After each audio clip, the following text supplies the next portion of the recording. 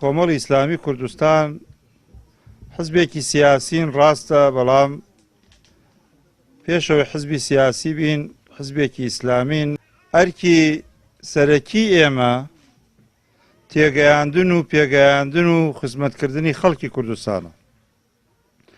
لەوەی شا بەڕاستی ڕازگۆ بووین لەگەڵ خەڵکیدا، بۆیە هەر هەڵوێستێکی کۆمەڵ کە لێی وردەبنەوە ئەو دوو بنەمایی تێدایە.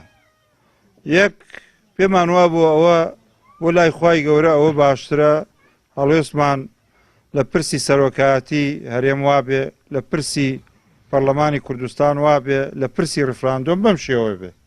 و دوای ئەوە بەرژەوەندی خەڵکی کوردستانمان لەودا بینیوەتەوە و لەو ڕۆوە ئێمە مووقفمان نواندووە و بڕیاری سیاسی خۆمانمان ئەنجام داوە. ئێمە خزمەتی خەڵکی خوشک و برایان لە ڕووی توریشۆ کردومانە.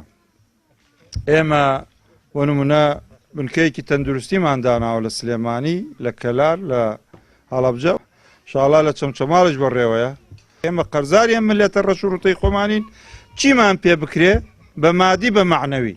ئەوەی کە ئێمە ئەیکەین، ئەوەی کە ئێوە ئەیکەنەوە جانبە ڕوحیەکەیە، جانبە معنەویەکەیە کە مناڵی خەڵک، مناڵی دانیشتوانی ناوچەکەتان تێ ئەگەیەنن، پێ ئەگەیەنن، پەروەردەیانەکەن بەداخەوە لە زەمەنێکە کە پارەی زۆر هەڕژێراوە، کەناڵی زۆر کراوەتەوە بۆ بەلارە بردننی ماڵ و مناڵی کوردیمان.